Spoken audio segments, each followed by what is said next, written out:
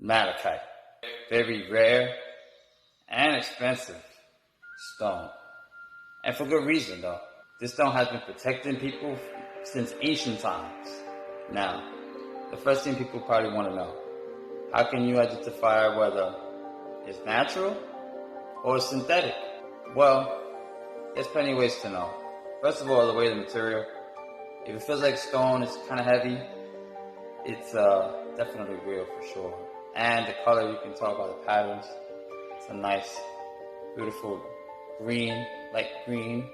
And fake ones would feel like glass or acrylic. If it feels light and the colors are kind of like faded and dark, synthetic.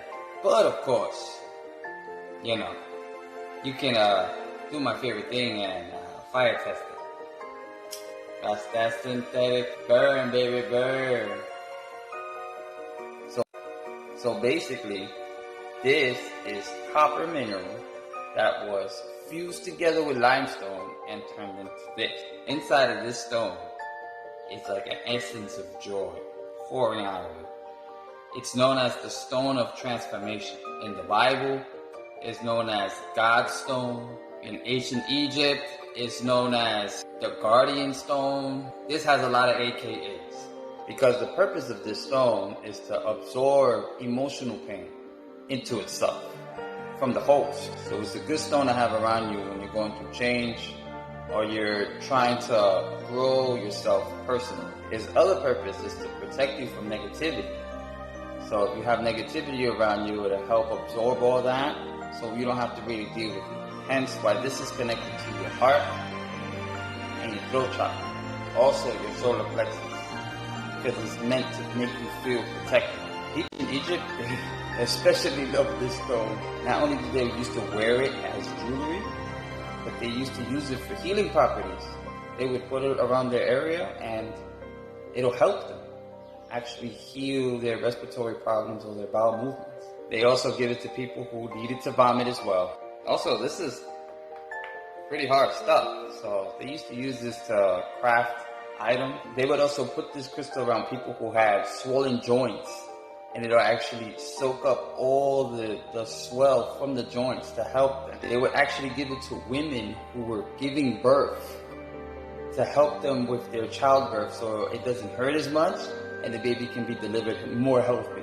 Since the green is so solid, they used to actually shave it to make dust, and women back in the day used to use it for makeup.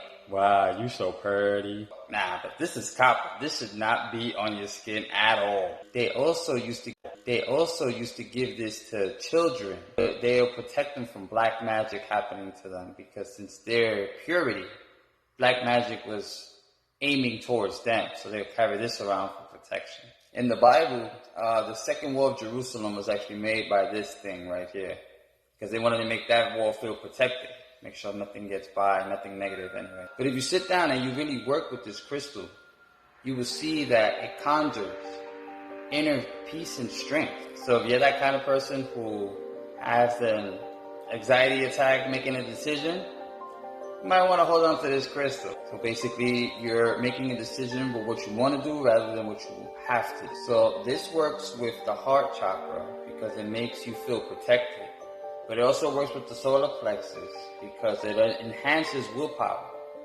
So if you're going through a lot of temptations in your life and you feel like you don't really know where to go, this will kind of help you guide you through that decision so that you make a decision with your heart and not your mind. You don't want to cleanse this in water because it's copper. So all it's going to do is contaminate the water with, poisonous toxins. So if you want to charge it, the best way you could do is either, dig it in the earth, put it in the sunlight, put it in the moonlight, and let it charge. You can also use incense to charge it, so it helps out. If you don't feel safe or protected in your life, get yourself a malachite. It's going to help you, it's going to help guide you, but you got to be willing to change for it.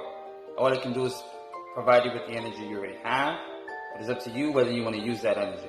Make sure you keep this cleansed in the earth, and make sure you activate it in the sun and moonlight, so that you make sure that you can use all this energy to its fullest potential. And I hope this video helped. Thank you so much. In reality, what this does is it creates a force field around the aura and protects you from all this negative energy that can be coming after you. If you realize you're surrounded by it all day, just to keep that force field up, it makes sure you don't get involved with all that negative energy, keeping you balanced and clean. This is an amazing stone to meditate with because this really unlocks something in the brain you just can't really explain. It's like unlocking a token to your higher self, unlocking the idea of what it looks like and what it takes to get there. It unlocks all these better ideas for you to focus on. The ancient Egyptians also used to use this as a healing stone. They used it for physical ailments.